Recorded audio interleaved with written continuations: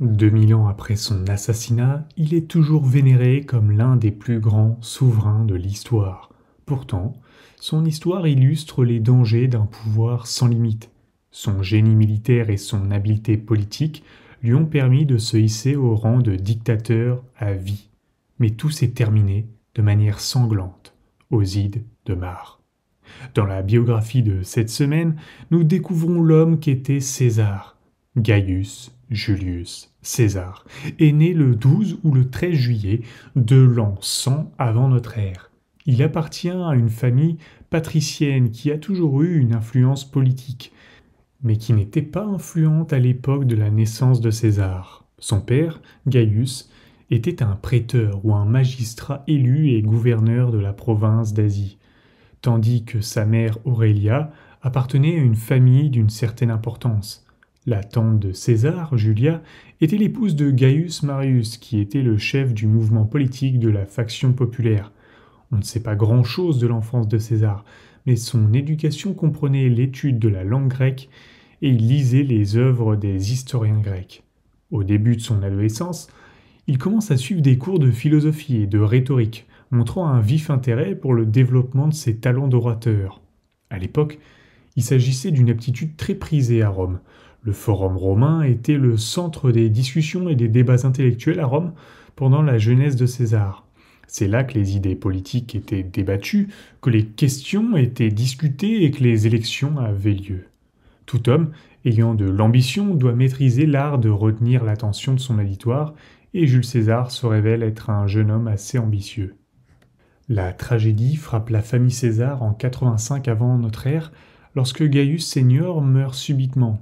À 16 ans, Jules est désormais le chef de famille. Il hérite de cette position au moment même où la guerre civile éclate entre la faction populaire dirigée par son oncle, Gaius Marius, et son rival politique, Lucius Cornelius Sulla. Après une lutte âpre et sanglante, Sulla prend l'ascendant. Gaius est exilé en Afrique et meurt peu après. Le pouvoir. Avec Sulla au pouvoir, ceux qui avaient des liens avec Gaius Marius sont mis sous pression. Ayant épousé la fille d'un membre éminent de la faction populaire, Cornelia, l'adolescent César devient une cible. Sulla lui ordonne de rompre son mariage et de prendre ses distances avec Gaius Marius.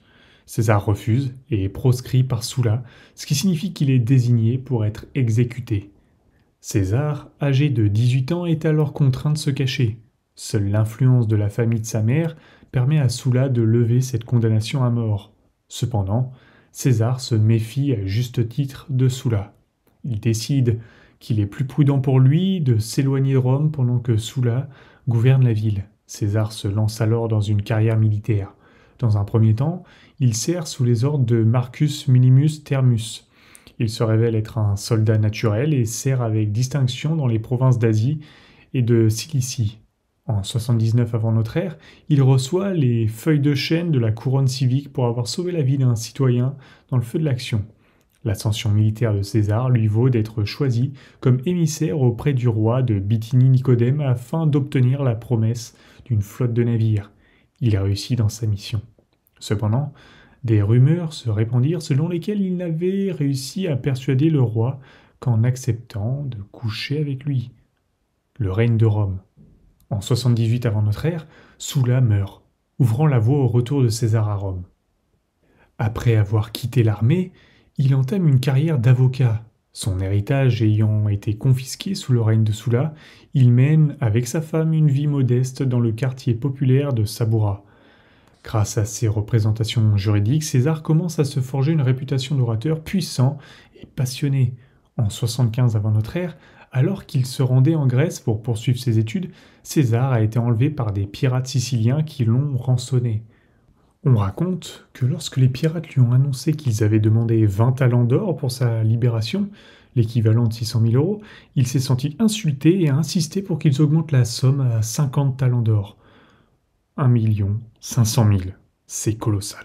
Il a été bien traité par les pirates et a passé des moments agréables avec eux. Cependant, avant que la rançon ne soit payée et qu'ils ne soient libérés, il leur a promis de les traquer et de les faire crucifier. Il tint parole, leva un groupe de volontaires et maîtrisa ses anciens ravisseurs. Avant leur exécution, il fit égorger les pirates en signe d'indulgence pour le bon traitement qu'il lui avait réservé. Peu après son escapade pirate, César est rappelé au service militaire. Il est envoyé dans la province d'Asie et chargé de lever une force de volontaires pour mater une rébellion. Une fois cette mission accomplie avec succès, il rentre à Rome et est dûment nommé tribun militaire. C'est la première étape de sa carrière politique, la bataille de Sulla. César n'hésite pas à soutenir la faction populaire qui a été réprimée par Sulla des années auparavant. Il se charge d'une affaire importante, la mise en accusation du gouverneur de Macédoine, Dolabella, qui a été étroitement associé à Sulla. Au moment du procès, César se présente sur le forum. La force et la vigueur avec lesquelles il présente ses arguments lui valent un grand soutien de la part du public. En s'opposant à Dolabella, César se positionne comme le champion du peuple. Il est de plus en plus considéré comme l'héritier naturel de Marius pour prendre la tête de la faction populaire. Cependant, les partisans de Sulla étant toujours au pouvoir, Dolabella est acquitté. Mais l'affaire avait fait de Jules César l'un des hommes les plus en vue de Rome. César aime l'importance qu'on lui accorde. Il commence à prendre le rôle de chef du Parti populaire. Il s'exprime avec aisance sur le forum, tant devant les assemblées populaires que dans les cours de justice. Dans son rôle d'avocat, il se spécialise dans la défense des personnes accusées de crimes politiques. Par son énergie et son audace, sans parler de la force de la logique et du raisonnement dont il fait preuve, il devient le champion en devenir du peuple. Lorsque la tante de César, l'épouse de Marius, Julia, meurt, il organise pour elle des funérailles prestigieuses. Au moment de la suppression de son mari et du parti qu'il dirigeait, Julia avait vécu dans l'obscurité. En fait, tous ceux qui la fréquentaient mettaient leur vie en danger.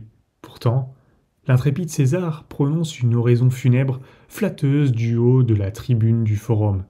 Il va jusqu'à condamner l'éviction de son oncle et produit des images de Marius à l'intention de la foule. Certains partisans du patriciat, autrement dit l'élite qu'il y a dans la population, qui est présente donc dans l'assistance, commencent à protester, mais ils sont repoussés par la foule. En peu de temps, César prononce une nouvelle oraison funèbre. Cette fois, c'est sa propre femme, Cornelia, qui est morte. Dans son oraison, c'est un discours de funérailles si on veut, il prend soin de faire l'éloge de sa famille, qui avait été un membre éminent de la famille populaire. Dans les deux oraisons funèbres, c'est des hommages, il insiste sur la noblesse ancienne de sa famille, affirmant descendre du premier roi du côté de sa mère et des dieux du côté de son père. Après les funérailles de sa femme, César est nommé questeur, une fonction qui consiste à effectuer des contrôles financiers. Il se rend en Espagne où il occupe le poste de questeur en 69 avant notre ère. On raconte que lors de son séjour en Espagne, il est tombé sur une statue d'Alexandre le Grand, ce qui l'a amené à réfléchir à ce qu'il avait accompli dans sa vie jusqu'alors. Il avait alors 32 ans, l'âge auquel Alexandre avait réussi à dominer le monde. En comparaison, il n'avait rien accompli d'important. Il décide de changer cette situation. Le deuxième empereur. De retour à Rome, César, fort de sa notoriété et de sa popularité, est élu à de nombreuses fonctions publiques. Puis, en 67 avant notre ère, il est nommé au Sénat. La même année, il épouse la petite fille de Sulla, Pompeia. Le mariage ne dure que 6 ans, César divorçant lorsqu'elle est impliquée dans un scandale politique qui lui est préjudiciable. En 67 avant notre ère, César est nommé magistrat officiel. C'est à cette époque qu'il commence à s'engager dans la coutume populaire qui consiste à s'assurer la faveur du public en organisant des spectacles somptueux. Il s'agissait notamment de jeux avec des bêtes sauvages et des gladiateurs venus de tout le royaume. Ces spectacles extravagants ont permis à César de devenir extrêmement populaire auprès des masses, mais ils ont également mis à rude épreuve ses finances. En fait, elles l'ont plongé dans l'endettement. Le seul moyen pour lui de se sortir de ses difficultés financières est d'accéder à une position de pouvoir suprême. En 63 avant notre ère, César ambitionne le poste de Pontifex Maximus, c'est-à-dire de grand prêtre. Il dépense encore plus d'argent emprunté pour obtenir un soutien populaire et, malgré l'opposition de 2 puissants sénateurs, il remporte le poste haut la main. L'année suivante, il est nommé pro-praetor ou pro-magistrat dans une région du sud de l'Espagne. Mais avant de pouvoir prendre ses fonctions, il doit régler ses dettes. Il se tourne alors vers l'un des hommes les plus riches de la ville, Marcus Licinius Crassus. Ce dernier accepte d'aider César financièrement à condition qu'il exerce à son tour une influence politique en faveur de Crassus. César se rend alors en Espagne où il se révèle être un administrateur efficace. Il remporte des succès militaires et financiers et rentre à Rome avec suffisamment d'argent pour rembourser toutes ses dettes. César est désormais en mesure de viser la plus haute fonction politique de Rome, celle de consul. Lorsque les Romains se sont débarrassés de leur lignée de rois, ils ont confié la magistrature suprême à 2 consuls. Ces hommes étaient choisis chaque année lors d'une élection générale. Le peuple. S'il s'en remettait au peuple, César n'aurait eu aucun mal à obtenir les voix nécessaires tant sa popularité était grande. Cependant, un certain nombre de rivaux politiques influents s'opposaient à lui. À l'époque, une rivalité acharnée oppose 2 hommes très influents, Pompée et Crassus. Pompée est un grand chef militaire, tandis que Crassus est influent grâce à sa richesse. César conçoit le projet de les unir et de les amener tous deux à le soutenir pour le poste de consul. Il réussit brillamment à créer un triumvirat composé de 3 hommes politiques les plus influents de Rome, chacun d'entre eux étant voué à favoriser l'ascension politique des autres. Afin de garantir son alliance avec Pompée, César s'arrange pour que sa fille unique Julia conclue une alliance matrimoniale avec Pompée, soit qu'ils se marient en fait. Fort du soutien de Crassus et de Pompée, César entreprend de se faire nommer consul. Ses adversaires politiques savent qu'ils ne pourront pas empêcher le soutien de l'opinion publique d'assurer le poste de consul à César.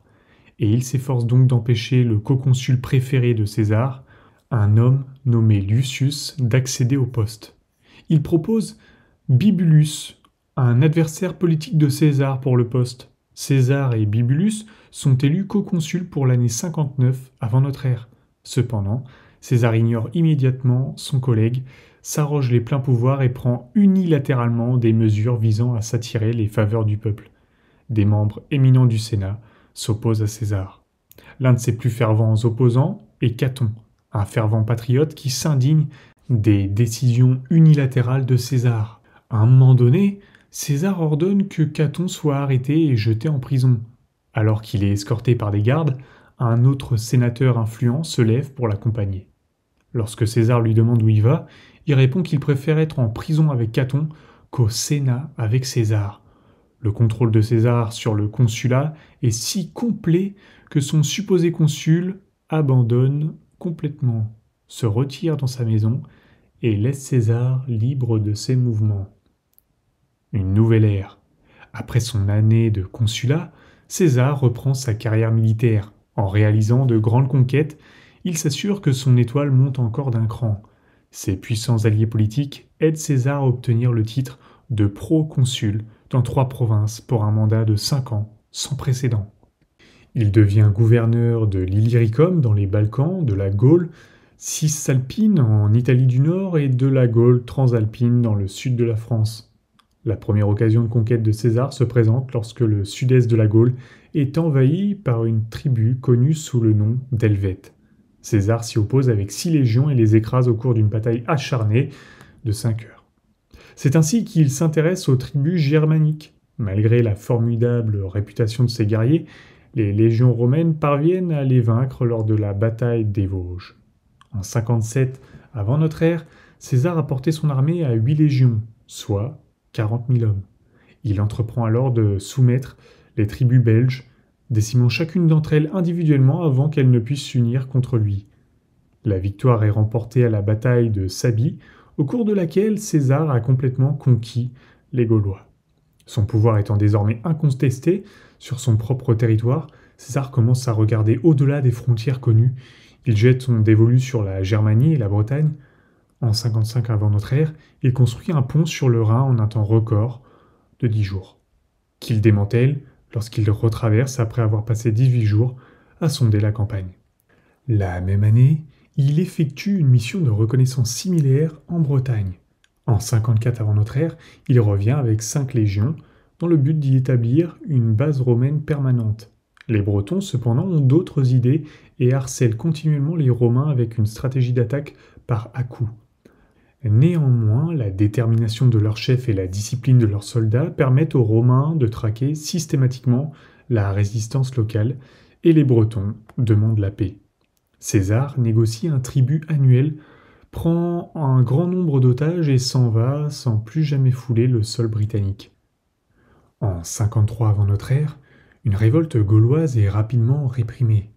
Mais un an plus tard, une révolte plus déterminée et mieux organisée se produit sous la direction d'un certain Vercingétorix, un puissant guerrier déterminé à chasser les Romains de la Gaule. César entreprend d'écraser la révolte avec un effectif complet de 10 légions. Après avoir subi plusieurs pertes, Vercingétorix adopte une politique de terre brûlée. À Gergovie, les Romains subissent leur première défaite, mais la revanche ne se fait pas attendre à la bataille d'Alésia. La révolte est écrasée et Vercingétorix est capturé vivant et transporté à Rome, où il est exhibé dans une cage comme un animal sauvage. En 47 avant Jésus-Christ, César entreprend un voyage en Turquie pour s'occuper de Pharnace II, qui étend son pouvoir en écrasant plusieurs États romains voisins. Avec seulement 3 légions, César se rend directement dans la ville de Zilla pour y affronter Pharnace. Les Romains prennent une position forte au sommet de la colline. La révolte turque est rapidement matée, ce qui donne lieu à la citation la plus célèbre de César, Veni, vidi, vici. Je suis venu, j'ai vu, j'ai vaincu. Au cours des 2 années suivantes, César réprime des rébellions en Afrique du Nord et en Espagne. La bataille d'Alésia. Pendant ces années de campagne militaire, César cherche à continuer à influencer la politique romaine par l'intermédiaire de ses partisans. En 56 avant notre ère, il rencontre ses anciens alliés Crassus et Pompée afin de renouveler leur alliance du triumvirat. Cependant, au cours des années suivantes, l'alliance s'est rompue. En 53 avant notre ère, Crassus est tué au combat, tandis que Pompée prend ses distances avec César. À peu près à la même époque, Julia meurt en couche, ce qui fragmente encore davantage les relations entre les deux hommes. Lorsque des émeutes éclatent à Rome en 52 avant notre ère, Pompée est nommé consul sans collègue. Il s'aligne rapidement sur la faction des aristocrates, appelés optimates, c'est en quelque sorte les conservateurs de l'époque, qui sont opposés à César. L'année suivante, alors que les conquêtes militaires de César sont achevées, les optimates l'avertissent que s'il revient à Rome, il sera immédiatement arrêté pour excès de pouvoir pendant ses années de consulat. Dans la ville, des factions populaires s'étaient développées en faveur de Pompée et de César. Les partisans de ce dernier tentent de le faire élire consul in absentia, mais l'opposition exige qu'il revienne d'abord affronter la justice et qu'il abandonne le commandement de son armée. César se heurte à ces exigences. Il sait désormais qu'il n'y a qu'un seul recours, qu'il doit marcher sur Rome et revendiquer ce qu'il estime lui appartenir de droit. Le 10 janvier 49 avant notre ère, il fait franchir à une seule légion le Rubicon, qui marque la frontière de sa province. Il s'agit d'un acte de guerre civile immédiat, mais il n'y aura pas de bataille. Pompée, dont la plupart des forces sont déployées en Espagne, s'enfuit vers le sud. César peut ainsi marcher sans entrave sur Rome. Là, il se fait déclarer dictateur avec son général en chef, Marc-Antoine, comme second. En peu de temps, il est élu consul et démissionne alors de son poste de dictateur. César se lance alors à la poursuite de Pompée, laissant à Marc-Antoine le contrôle de Rome. Entre-temps, Pompée s'est établi en Grèce et constitue une force pour défier César. En 48 avant notre ère, les deux armées se rencontrent dans les plaines de Pharsale, les forces de Pompée étant 2 fois plus nombreuses que celles de César. Cependant, César l'emporte grâce à une tactique supérieure. Pompée réussit cependant à s'enfuir en Égypte. La bataille d'Alexandrie. César continue de poursuivre Pompée jusqu'à Alexandrie. Là, il est censé recevoir la tête de son adversaire, qui a trahi les Égyptiens et payé le prix fort. Juste avant l'arrivée de César à Alexandrie, la nouvelle souveraine, Cléopâtre, âgée de 21 ans, avait été chassée de la ville. Elle s'est introduite clandestinement auprès de César à l'intérieur d'un tapis roulé. Elle lui demande de l'aider à reprendre le trône. Le dirigeant romain voit en Cléopâtre une future alliée utile et accepte de la soutenir. S'ensuit un siège prolongé d'Alexandrie par les Égyptiens.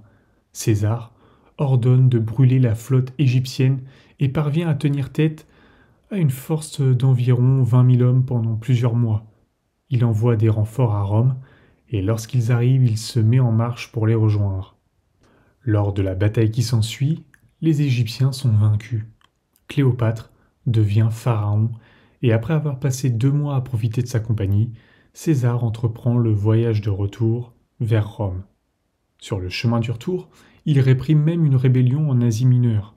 Pendant son absence, les choses ne se sont pas bien passées à Rome, en grande partie à cause de la mauvaise gestion de Marc-Antoine.